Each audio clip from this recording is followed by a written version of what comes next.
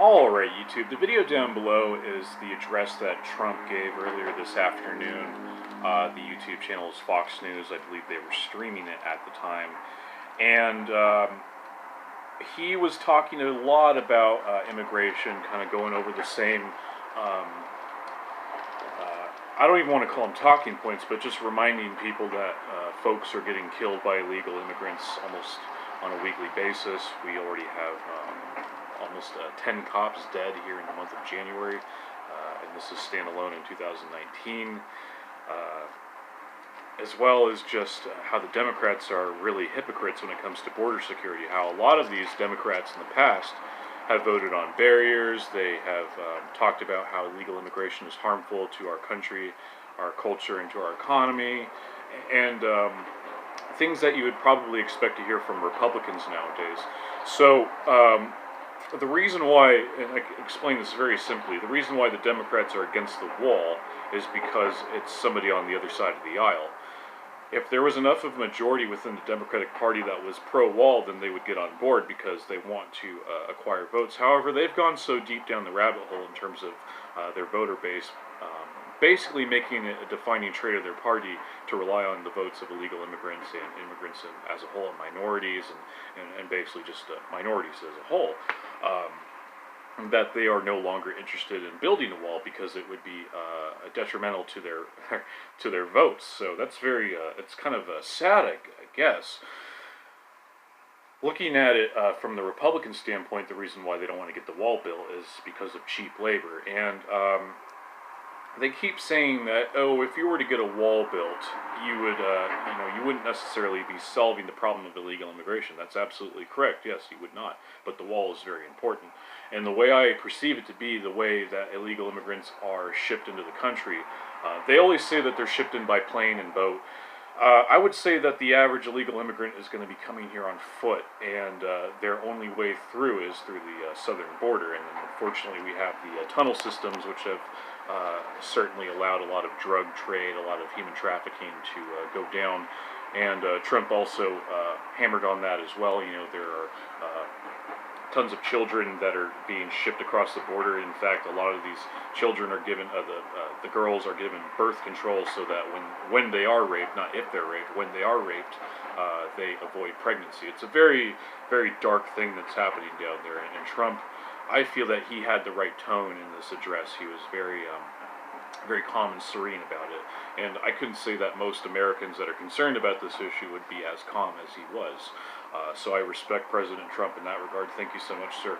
And I would go ahead and I would just challenge those Democrats that are saying, oh, well, most immigrants are coming in through plane and boat. Well, they don't have the means to acquire that access to planes and boats. Those are kind of a luxury. That's luxury transportation compared to going on foot. And besides, it's less efficient. You get people coming in on caravans, which are pulled by trucks and whatnot. Those are going to be coming via ground. So it's just kind of a little logical fallacy, I guess, that the left has, and even some folks on the right, like the neocons, are saying, the wall's not going to stop everything.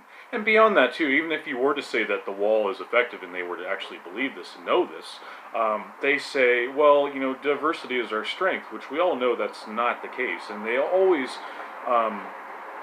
harken back to the Statue of Liberty poem, which actually has nothing to do with what the Statue of Liberty actually represents. That was given to us as a gift for our 100-year anniversary of independence from the British Empire.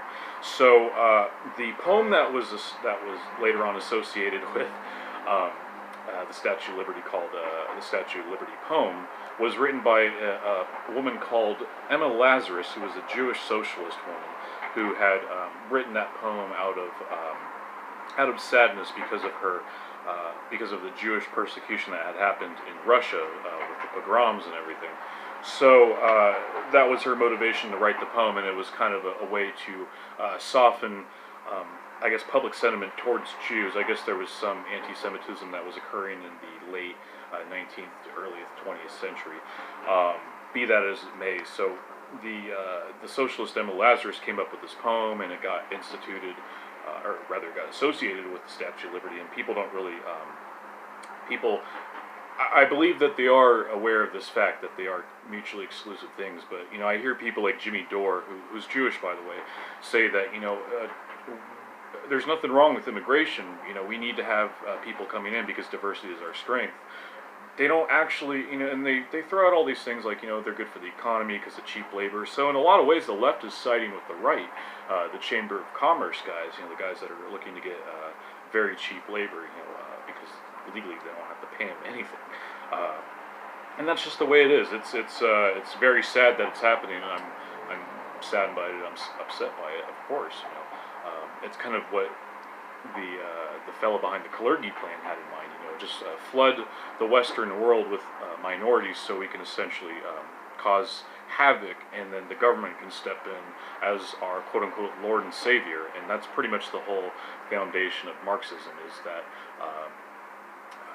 government replaces God, the state shall raise the child instead of the father, and essentially that's the reason why we're having a war on men right now. They're all this propaganda, men going their own way, encouraging celibacy among men, and I have pretty strong feelings about MGTOW and incels and stuff. I'll address that in another video. It's a whole other separate topic. The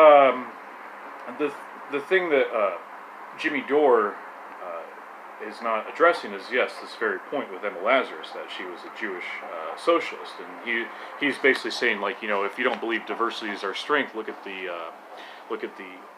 Statue of Liberty poem. And I would just go ahead and call out Jimmy Dore, either on his dishonesty or his ignorance of the Statue of Liberty and the Statue of Liberty poem.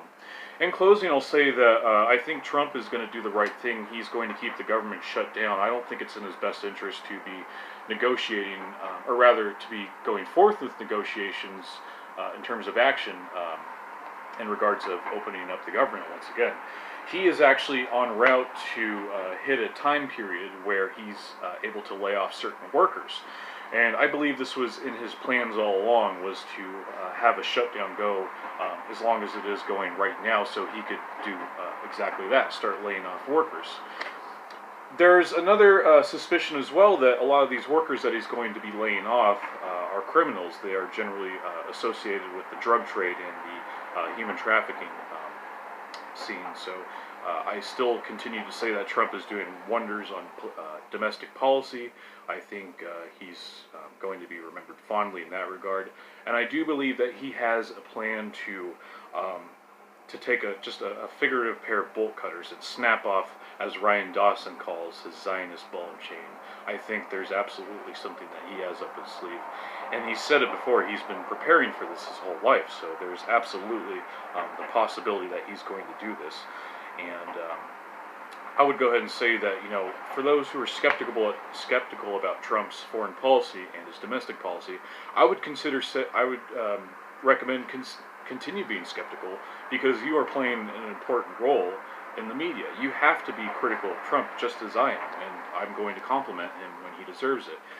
This is why I respect Adam Green from No More News. He has been talking about Trump's Zionist ties, as well as Ryan Dawson. Ryan Dawson he actually produced a pretty long documentary called Trump's Zionist Ball and Chain, which I have not gotten around to watching, but I'm looking forward to watching it in the future.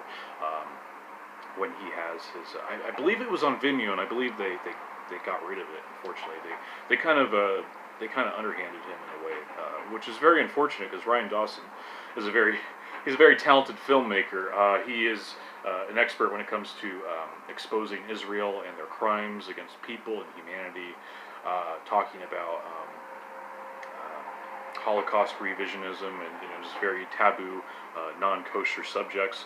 I would say that Ryan Dawson, when he talks about race and race realism, last night he was on Twitter encouraging that white men breed with Asian women, and he got so much shit for it on Twitter, and it was, I don't know, he's very weak in that area, but I would go ahead and say that when it comes to geopolitics, especially when it comes to economies around the world, he has such a firm grasp on that. So Adam Green and Ryan Dawson, continue to do what you guys are doing, and I've dropped with you guys my criticisms of some of your work, and you guys have probably read it and do with that information as you please, but I'll continue to support your work. I continue to support work of everybody else who is doing their part. Martin Brodell, Lionel Nation, Mark Collette, Jean-François Garaipi, and Red Ice TV, and just there are so many good YouTubers on here. Patricia Dixon, Jericho Green. There are a lot of good YouTubers on here, so all those names are definitely worth checking out. WCAM Studios is a very good one. He's an up-and-coming one.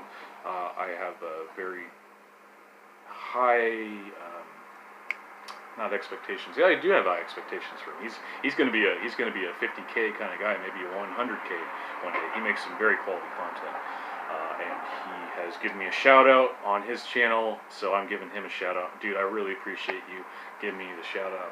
Absolutely. So guys, thank you so much for watching. God bless, and I'll see you later.